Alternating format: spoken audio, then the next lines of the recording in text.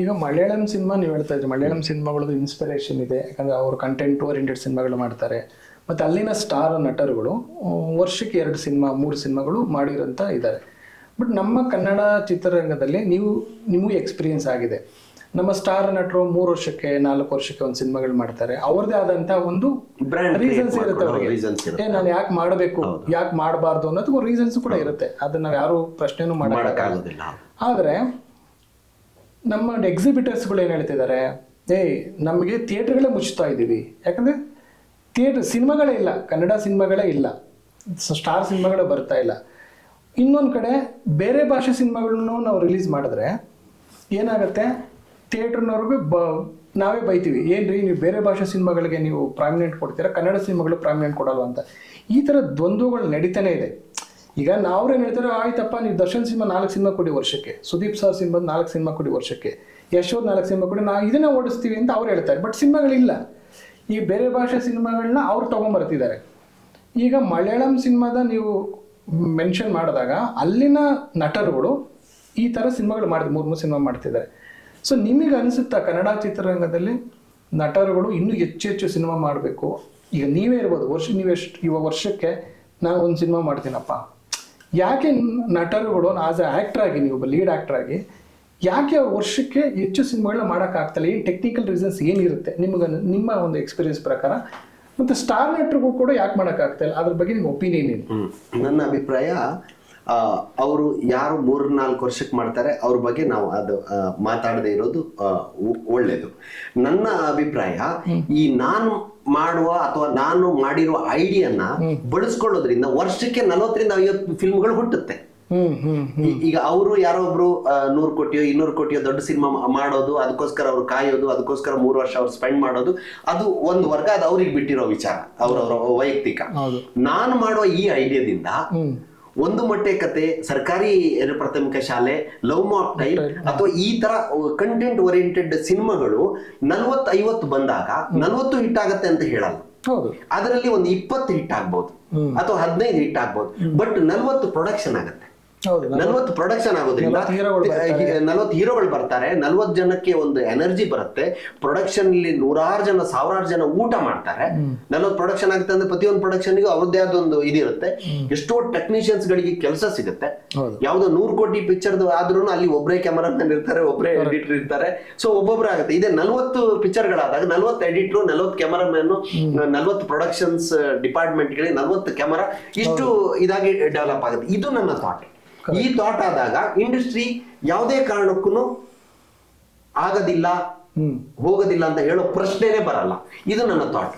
ಈಗ ನಾವೊಂದು ಆಸೆ ಇಟ್ಕೊಂಡು ಹೋಗ್ತೀವಿ, ಹೋದಾಗ 60% 70% ನಾವು ಒಂದ್ ಕಡೆಯಿಂದ ಬೆನಿಫಿಟ್ ತಗೋತಾ ಇದೀವಿ ಅಂದ್ರೆ, ಎನಿಬಡಿ ಈ ಸಿನಿಮಾ ಮಾಡುವವರು 100 ಕಳಕಕ್ಕೆ ಬಂದು ಧೈರ್ಯ ಮಾಡಿ ಬಂದವರು 60% ಬಂದಾದಾಗ ಇನ್ನು 4 ಪ್ರೊಡಕ್ಷನ್ ಅವ್ರು ಅನೌನ್ಸ್ ಮಾಡ್ತಾರೆ, ಹೊಸ ಹುಡುಗರುಗಳಿಗೆ ಅವಕಾಶ ಕೊಡ್ತಾರೆ.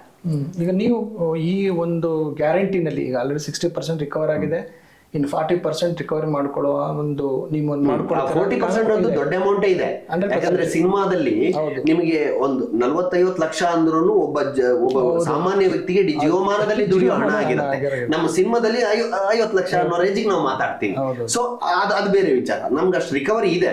ಬಟ್ ಆದ್ರೂ ಇಷ್ಟೊಂದು ರಿಕವರಿ ಆಗಿರೋದು ಬೇರೆಯವ್ರಿಗೆ ಒಂದು ಎನರ್ಜಿ ಸಿಗ್ಲಿ ಅನ್ನೋ ಕಾರಣಕ್ಕೋಸ್ಕರ ಮೊನ್ನೆ ನಿಮ್ ಜೊತೆ ಮಾತಾಡಿದಾಗ ನಾ ಇನ್ನೊಂದ್ಸರಿ ಅದನ್ನ ಡಿಸ್ಕಸ್ ಮಾಡೋಣ ಅನ್ನೋ ಒಂದು ನನ್ ಥಾಟ್ ಬಂತು. ಇಲ್ಲ, ಬಹಳ ಒಳ್ಳೇದು. ಯಾಕಂತಂದ್ರೆ ನೋಡಿ, ಎಷ್ಟು 60-65 ಸಿನಿಮಾಗಳು ರಿಲೀಸ್ ಆಗಿದೆ ಕನ್ನಡ ಇಂಡಸ್ಟ್ರಿನಲ್ಲಿ. ಯಾವ ಪ್ರೊಡ್ಯೂಸರ್ಸು ಯಾವ ಡೈರೆಕ್ಟರ್ಗೆ ನೀವು ಮಾತಾಡಿದ್ರು ಕೂಡ ಅವ್ರು ಹೇಳೋದು, ಸರ್ ಇಲ್ಲ ಏನು ಬಂದಿಲ್ಲ. ಮತ್ತು ಕೆಲವು ಆಫ್ ದಿ ರೆಕಾರ್ಡ್ ಹೇಳ್ತಾರೆ, ನಾವು ಸುಮ್ಮನೆ ಹೇಳ್ಕೊತೀವಿ ಅಷ್ಟೇ ಮೀಡಿಯಾಗಳಿಗೆ, ಏನೋ ಇಷ್ಟು ಬಂತು ಅಷ್ಟು ಬಂತು ಅಂತ. ಬಟ್ ನೀವು ಅದು ಆನೆಸ್ಟ್ ಆಗಿ, ಇಲ್ಲ ಸರ್ ನನಗೆ ಇಷ್ಟು, ಇನ್ನು ಬಿಫೋರ್ ರಿಲೀಸೇನೆ 60% ರಿಕವರ್ ಆಗಿದೆ ಹೇಳು, ನಿಜಕ್ಕೂ ಇದು ಅಪ್ರಿಷಿಯೇಟಬಲ್ ಥಿಂಗು. ಮತ್ತು ಇಂಡಸ್ಟ್ರಿನವ್ರು ಯಾರೇ ಇದನ್ನು ನೋಡಿದ್ರು ಕೂಡ ಇದನ್ನು ನೋಡಿ ಕಲೀಲಿಕ್ಕೆ, ಅಂದರೆ ಒಂದು ಇಲ್ಲಪ್ಪ ಈ ಥರ ಒಂದು ಪಾಸಿಬಿಲಿಟಿ ಇದೆಯಾ, ಸ್ಕ್ರಿಪ್ಟ್ ಲೆವೆಲಲ್ಲೇ ನಾವು ಅದನ್ನು ಇಂಪ್ಲಿಮೆಂಟ್ ಮಾಡಿಕೊಂಡ್ರೆ ರಿಕವರ್ ಮಾಡ್ಕೊಬೋದು ಅನ್ನೋದಕ್ಕೆ ಒಂದು ನೀವೊಂದು ಬೆಸ್ಟ್ ಎಕ್ಸಾಂಪಲ್ ಆಗಿದೆ ನಿರಂಜನ್. ಅದಂತೂ ತುಂಬಾ ಆಮೇಲೆ ಇನ್ನೊಂದು ಪಾಯಿಂಟ್ ಹೇಳ್ತೀನಿ, ಈಗ ನಾವು ಯಾರಿಗಾದ್ರೂ ಅಪ್ರೋಚ್ ಆದಾಗ ಎಲ್ಲ ದೊಡ್ಡ ದೊಡ್ಡ ದೊಡ್ಡ ಬ್ರ್ಯಾಂಡ್ ಗಳೇ ನಮ್ಮನ್ನ ಯಾರು ಇದು ಮಾಡಲ್ಲ, ಅವರೆಲ್ಲ ಕೊಡೋದಾದ್ರೆ ಸ್ಟಾರ್ ಗಳಿಗೆ ಕೊಡ್ತಾರೆ. ನೀ ಹೊಸಬರಿಗೆ ಹೆಂಗ್ ಮಾಡ್ತೀರಂತ ಈ ಸ್ಟಾರ್ಟ್ಅಪ್ಸ್ ಗಳಿರ್ತಾರೆ. ಸ್ಟಾರ್ಟ್ಅಪ್ಸ್ ಗಳಲ್ಲಿ ಈಗ ಯಾವ್ದೋ ಒಂದು ಬ್ರ್ಯಾಂಡ್ ಇಂದ ನಿಮ್ಗೆ 2 ಲಕ್ಷ 3 ಲಕ್ಷ ಬಂದ್ರು ಅದು 3 ದಿವಸ ಶೂಟಿಂಗ್ ಆಯ್ತು. ಕರೆಕ್ಟ್ ಅಲ್ವೇ? ಇದೇ ತರ 5 ಬ್ರ್ಯಾಂಡಿಂಗ್ ನೀವು ಹಿಡಿದ್ರೆ ಆಲ್ಮೋಸ್ಟ್ ಅರ್ಧ ಪಿಕ್ಚರ್ ಶೂಟಿಂಗ್ ಬಂತು ದುಡ್ಡು ನಿಮ್ಗೆ. So this is the thought. So ಅದನ್ನ ಅಂದ್ರೆ ಅದಕ್ಕೆ ಆದಂತ ಟೀಮ್ ಇಟ್ಕೊಬೇಕಾ? ಅದು ಅಂದ್ರೆ ಡೈರೆಕ್ಟರ್ ಏನ್ ಟೆಕ್ನಿಕಲ್ ಟೀಮ್ ಏನ್ ಇರುತ್ತೋ ಅವ್ರು ಏನು ಅದೇನು ಬ್ರಹ್ಮಾಂಡ ವಿದ್ಯೆನ ಅಲ್ಲ, ಅಲ್ಲಿ ಜಸ್ಟ್ ಅದನ್ನ ನಾವೇನ್ ಸ್ಕ್ರಿಪ್ಟ್ ಹೆಂಗ್ ವರ್ಕ್ ಮಾಡ್ತೀವೋ ಅದೇ ಅಲ್ಲೇ ಒಂಚೂರು ಅಲ್ಲಿ ಒಳಗಡೆ ಹೋಗಿ ಹಿಂಗ್ ಜಸ್ಟ್ ಪಾಸ್ ಆದ್ರೆ ಸಾಕು, ಆ ಸ್ಕ್ರಿಪ್ಟ್ ಅಲ್ಲಿ ಅದು ಮಾಡ್ಬೋದು. ಈಗ ನಿಮ್ಮ ಸಿನಿಮಾದಲ್ಲಿ ಆ ತರದನ್ನ ಇಂಪ್ಲಿಮೆಂಟೇಷನ್ ಹೇಗ್ ಮಾಡಿದಾರ ನಿಮ್ಮ ಸಿನಿಮಾ ಕತೆಗೆ? ಆ ತರದ್ದು ಕೆಲವು 3 ಎಕ್ಸಾಂಪಲ್ ನೀವು ಹೇಳ್ಬೋದಾ? ನಾನು ಸಿನಿಮಾ ಕಥೆನಲ್ಲಿ ಈ ತರದ ಮೈಸೂರು ಸ್ಯಾಂಡಲ್ ನ ಬಳಸ್ಕೊಂಡಿದೀನಿ, ಆಮೇಲೆ ನಂದಿನಿನ ಗುಡ್ ಲೈಫ್ ನ ಬಳಸ್ಕೊಂಡಿದೀನಿ, ಆಮೇಲೆ ಸ್ವಸ್ತಿಕ್ ಮಸಾಲಾನ ಬಳಸ್ಕೊಂಡಿದೀನಿ, ತೇಜನ್ನ ಬಳಸ್ಕೊಂಡಿದೀನಿ, ಆಮೇಲೆ ಸಾಕಷ್ಟು ವೆಗಾಸ್ ಹೆಲ್ಮೆಟ್ ನ ಬಳಸ್ಕೊಂಡಿದೀನಿ. ಸೊ ಈ ತರ ನಾನು 10-12 ಬ್ರ್ಯಾಂಡ್ ಗಳನ್ನ ಬಳಸ್ಕೊಂಡಿದ್ದೀನಿ. ಸೊ ಸಿನಿಮಾ ಕಥೆನಲ್ಲಿ ಅದು ಫ್ಲೋ ಆಗುತ್ತೆ, ನಿಮ್ಗೆ ಎಲ್ಲೂನು ಅದು ಬಂದು ಡಿಸ್ಟರ್ಬ್ ಆಗೋದಿಲ್ಲ. ಅದು ಯಾಕಂದ್ರೆ ನಾರ್ಮಲ್ ಆಗಿ ನೀವು ಹಾಕೊಳ್ಳುವಂತದ್ದು ಅಥವಾ ನೀವು ಹೋಗುವಂತದ್ದು ಆ ಶಾರ್ಟ್ಸ್ ಗಳನ್ನ ಇಡುವ ಅದು ಈಸ್ ಲೈಕ್ ಆ ಸ್ಕ್ರಿಪ್ಟ್ ಜೊತೆಲೆ ಬ್ಲೆಂಡ್ ಆಗಿದೆ. ಆ ತರ ಐಡಿಯಾ ಮಾಡ್ಕೊಂಡು ಮಾಡಿದ್ರು. Very good. ಸೊ ನೆಕ್ಸ್ಟ್ ಈ ಒಂದು ಇನ್ಸ್ಪಿರೇಷನ್ ಇಂದ ನಾನು ರಿಕವರಿ ಮಾಡ್ಕೊಳ್ಳೋ ಅಷ್ಟು ನನಗೆ ಪರವಾಗಿಲ್ಲಪ್ಪ ಮಾಡ್ಕೊಂಡಿದ್ದೀನಿ ಅಂತ ಇನ್ಸ್ಪಿರೇಷನ್ ಇಂದ ನೆಕ್ಸ್ಟ್ ಸಿನಿಮಾಗಳಿಗೆ ನೀವೇನು ಪ್ಲಾನ್ ಮಾಡ್ತಾ ಇದ್ದೀರಾ, ಅಥವಾ ಇನ್ನು ಬೇರೆ ದೊಡ್ಡ ಮಟ್ಟದಾಗ ಏನಾದ್ರು ಯೋಚನೆ ಮಾಡ್ತಾ ಇದ್ದೀರಾ? ಯೋಚನೆ ಮಾಡಿದ್ದೀನಿ. ಆಕ್ಚುಲಿ ಇವಾಗಲೇ ಒಂದು 3 ಸ್ಕ್ರಿಪ್ಟ್ ನ ಫೈನಲ್ ಮಾಡಿದ್ದೀನಿ. ಅದರಲ್ಲಿ ನನ್ಗೆ ಆಕ್ಚುಲಿ ನಾನು ಇಷ್ಟೊಂದು 7-8 ಪಿಕ್ಚರ್ ಮಾಡಿದ್ಮೇಲೆ ನನಗೆ ಎಲ್ಲವುದನ್ನು ನಾನೇ ಮಾಡಬೇಕು ಅನ್ನುವ ಭ್ರಮೆ ಹೊರಟೋಗಿದೆ. ಆಮೇಲೆ ಆಸಕ್ತಿನೂ ಕಡಿಮೆ ಆಗಿದೆ. ಆ ಕತೆಗೆ ನಾನು ಸೂಟ್ ಆಗಿದ್ರೆ ಮಾತ್ರ ನಾನು ಅದ್ರಲ್ಲಿ ಮಾಡೋದಕ್ಕೆ ಐಡಿಯಾ ಹೊಂದಿದ್ದೀನಿ. ಅದ್ರಲ್ಲಿ 2 ಕತೆ ನಂಗೆ ತುಂಬಾ ಇಷ್ಟ ಆಗಿದೆ, ಬಟ್ ನಾನು ಆಕ್ಟ್ ಮಾಡಕ್ ಆಗಲ್ಲ. ಅದು ಆ ಏಜು ಪಾತ್ರಗಳು ಡಿಫ್ರೆಂಟ್ ಆಗಿದೆ. ಸೊ ಅದಕ್ಕೆ ನಾನು ಯಾರಾದ್ರೂ ಹೊಸ ಹುಡುಗರನ್ನ ನಾನು ಅದನ್ನ ಇಂಟ್ರೊಡ್ಯೂಸ್ ಮಾಡಿಸ್ಬೇಕಾದ್ರು ಐಡಿಯಾನು ಇಟ್ಕೊಂಡಿದ್ದೀನಿ. ನಂದೇ ಪ್ರೊಡಕ್ಷನ್, ನನ್ನ ಥಾಟ್, ನಂದೇ ಡೈರೆಕ್ಟರ್, ನನ್ನ ಐಡಿಯಾಗಳಿಗೆ ಯಾರು ಹೋಗುತ್ತಾರೋ, ನನ್ನ ಇಷ್ಟು ವರ್ಷದ ಅನುಭವದಲ್ಲಿ ನನ್ನ ಥಾಟ್ಗಳಿಗೆ ಯಾರು ಹೋಗ್ತಾರೋ ಅವ್ರನ್ನೇ ಇಟ್ಕೊಂಡು ನಾನು ಮಾಡೋದು. ಸೊ ಬಟ್ ಹೊಸ ಹುಡುಗರನ್ನ ಇಂಟ್ರೊಡ್ಯೂಸ್ ಮಾಡ್ಬೇಕು. ಅದ್ರಲ್ಲಿ ಇನ್ನೊಂದು ಕತೆ ನನ್ಗೆ ಸೂಟ್ ಆಗೋ ತರ ಇದೆ. 3ರಲ್ಲಿ 2 ಬೇರೆಯವ್ರಿಗೆ, 1 ನನಗೆ ಅಂತ ನಾನು ಹೊಡ್ಕೊಂಡು ಅದ್ರ ಮೇಲೆ ವರ್ಕ್ ಮಾಡ್ತಾ ಇದ್ದೀನಿ. ಆಲ್ರೆಡಿ ವರ್ಕು ಮಾಡಿದ್ದೀನಿ ಒಂದಿಷ್ಟು. ಓಕೆ.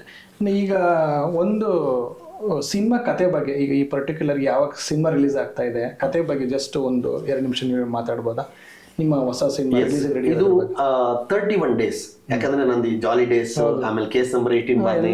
ಸೊ ಇದೆಲ್ಲ ನಾನು ಬಂದಾಗ ನಂಗೆ ಅದೊಂದು ಕತೆ ಹೇಳಿದಾಗ ಆಕ್ಚುಲಿ 31 ಡೇಸ್ ಇಡೋಣ ಅಂತ ಬಂತು. ಅದು ಯಾಕೆ ಅಂದ್ರೆ 15 ದಿವಸ 1 31 ಅಂದ್ರೆ 15 ದಿವಸ ಇಂಟ್ರೋಲ್ ವರೆಗೆ ಇರುತ್ತೆ. ಆಫ್ಟರ್ ಇಂಟ್ರೋಲ್ 15 ದಿವಸ ಇರುತ್ತೆ. 31ನೇ ದಿವಸ ಒಂದು ಕ್ಲೈಮ್ಯಾಕ್ಸ್ ಬರುತ್ತೆ. ಈ 31 ದಿವಸದಲ್ಲಿ ಜೀವನದ ಟೋಟಲ್ ವ್ಯಾಲ್ಯೂಸ್ ಗಳನ್ನ ಪ್ಲಸ್ ಮೈನಸ್ ಅನ್ನ ಕಾಮಿಡಿ, ಲವ್, ಸೆಂಟಿಮೆಂಟ್ ಅಲ್ಲಿ, ಆಮೇಲೆ ಹಾರರ್ ಟಚ್ ಕೊಟ್ಟು ಹೇಳಿದೀನಿ. ಹಾರರ್ ಟಚ್ ಕೊಟ್ಟು ಹೇಳಿದೀನಿ. ಅದು ನಿಮ್ಗೆ ಕಾಮಿಡಿ ಹಾರರ್ ಆಗಿರುತ್ತೆ. ಅಂದ್ರೆ ಎಲ್ಲವುದು ನಮ್ಮ ಮನಸ್ಸೇ, ಆ ಮನಸ್ಸಿನ ಭಾವನೆಗಳ ಮೇಲೆನೆ ನಮ್ಮ ಟೋಟಲ್ ಪ್ಲೇ ಆಗುವಂತಹದ್ದು.